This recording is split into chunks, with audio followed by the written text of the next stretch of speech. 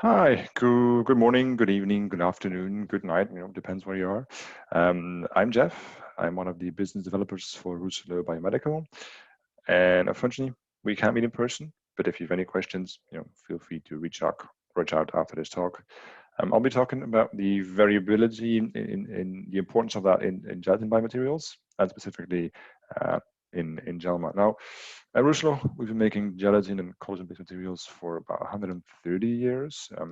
You might not know us in the biomedical context, but there's a high chance you already consumed our products as an ingredient in hard capsules, soft capsules, gummies, marshmallows, nutritional products, the list goes on. We make anything that's gelatin or collagen based, let's say, and collagen is probably what you know. It is the stuff we're made of. It is skin, bones, tendons, joints, ligaments, your extracellular matrix. There's about 5 kilograms in each of us. It goes, it's present as the ECM, extracellular matrix, but it's typically extracted as being native collagen or gelatin or even hydrolyzed gelatin. And each of those has kind of its function, whether it's in wound care or cell culture or bioprinting or sustained release products. Now, I mentioned before we've historically been more active in pharmaceuticals and in food. So why do we go into biomedical? Why is a company like Rousselot move into the biomedical area? But it's because we want to make a change. We want to have an impact on patients' lives. But put it bluntly, we make gelatins. So how can we? And we believe by removing a hurdle or a barrier. And I'll use gelMA as an example. Gelatin methacrylate has been around since the year 2000. And since the inception, the list of applications that has been invented, from drug delivery, adhesives, cell encapsulation, the list goes on. The list of publications, the list of patents grows every year. Yet, to our knowledge, and by all means, if we've missed it, let me know. But to our knowledge, none of these gelMA applications has made it to a human patient.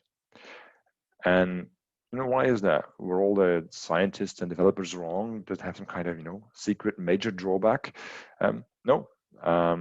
It seems to be quite simple. There wasn't enough of the stuff available. And what was available was not always consistent in quality and therefore not suitable for clinical trials. And there's plenty of offers for small batch, small volumes of gelMA, for research grade gelMA. And they might be useful for academic research, but it's meaningless if you want to do clinical trials or if you need a few kilograms for your application every year. And we believe we can change that by unlocking that next level in development of clinical trials, in the of clinical development in the clinical trials, by offering gelatin or gelMA, which is suitable to put into humans. But also, and I believe equally important on the long term, and that's why I'm here today, is by improving the repeatability and reproducibility of the research you're doing with gelMA or other gelatin biomaterials. Now, when I did my own PhD, which was 2011, I did my PhD in predictive microbiology of bacterial spores in food. So in a sense, making a model system of bacterial spores in food. And you may know, you may not know, but bacterial spores and foodstuffs, they're both notoriously variable. Strain to strain, batch to batch, it's a nightmare. And my French promoter at the time, which was Dr. Jean-Marie Membray, she had a saying that stuck with me. He said, variability is the curse of the modeler, because input variability in most cases also means output variability. And that's what some of you are doing. You're building model systems. You're 3D bioprinting a heart or a liver. You're making a model system. And there are two aspects I want to talk to you about today. One is the physical or chemical consistency of the product, and the other is the let's say the purity of the materials you're using. And we'll start with the more physical nature. And one important thing I kind of want to get off my chest is bloom doesn't work for gelMA. At Rousselot, we don't use bloom to describe the gel strength of the gelMA. And there's a few reasons why. It's because the bloom of a gelMA also depends not only on the gelatin, but also on the degree of methacrylation. The higher you modify, the lower the apparent bloom. So it's not an independent measure of the gel strength. And additionally, it's difficult to accurately measure the bloom of a gelMA. So it's not a very good specification. But there is an even more fundamental problem with the images I'm showing you here. What they mention is not the bloom of the gelMA, it is actually the bloom of the precursor gelatin used to make the gelMA. And I spent quite some time looking for a good analogy because it's not something you typically do. This kind of, describing of a product by its raw material, but it would be almost like describing the mechanical properties of glass by testing the sand that was made from, or describing stainless steel by the iron ore used in the forging. There is a relationship between the precursor's bloom and the gelMA gel strength, but it's not a very good one.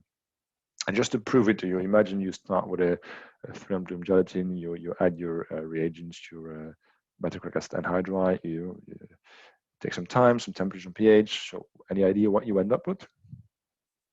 Neither do I. It depends. Depends on the time, the temperature, the pH, probably even on the PhD student.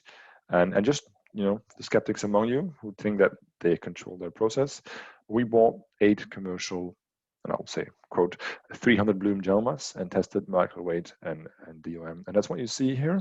On the left, you can see the molecular weight of various 300 bloom gelMAs. Now, bloom and molecular weight are fairly closely related, so you should see that would be about 160, but actually it goes all the way down to 130, which is more like 250 bloom. And the same thing, is the case for the degree of modification, which should be at 80% in this case, but it goes all the way from 65 to 100.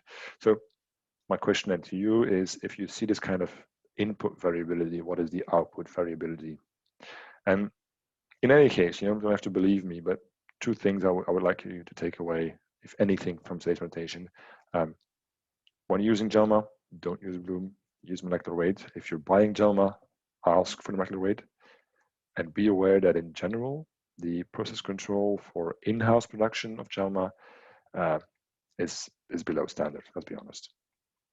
And second thing I want to mention is the let's say the chemical or the, let's say, biological impurities you might find in biomaterials, which are important if you want to go to patients, but they also matter in vitro, and I'll show you why. These are some analysis of commercial gelMA samples, where you can see the blue bars, which is the endotoxins or the LPS level. They go from, let's say, roughly 100 to about 90,000 units per gram. And that matters, and I'll show you why. There was a nice study done in '94 where they wanted to create an in vitro model system model system to, let's say, induce inflammation in the joint of a horse.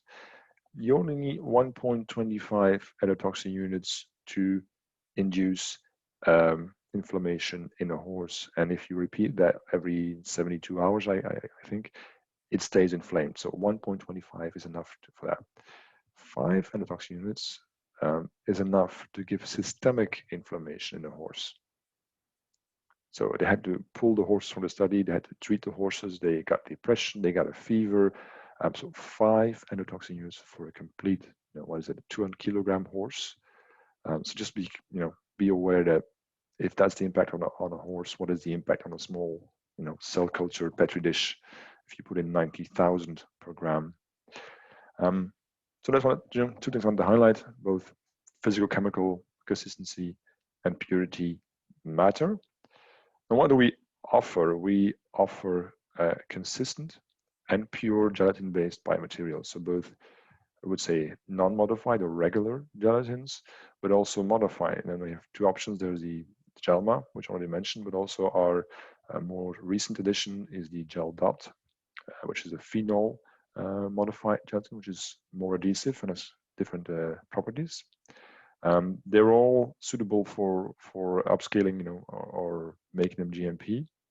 And of course, there are, let's say, 3 or 2 modified gelatins, but if you have an idea for a 3rd one or a 4th one, or if you're not sure which one to use, we're always interested in listening to what you have to say, if we can help you, if we can be of any service.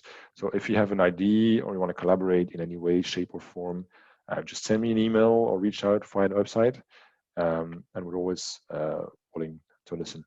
Now, with that, I would say thanks for listening, and I wish you all a great evening or a great night or a great rest of the day, wherever you are, and be in touch.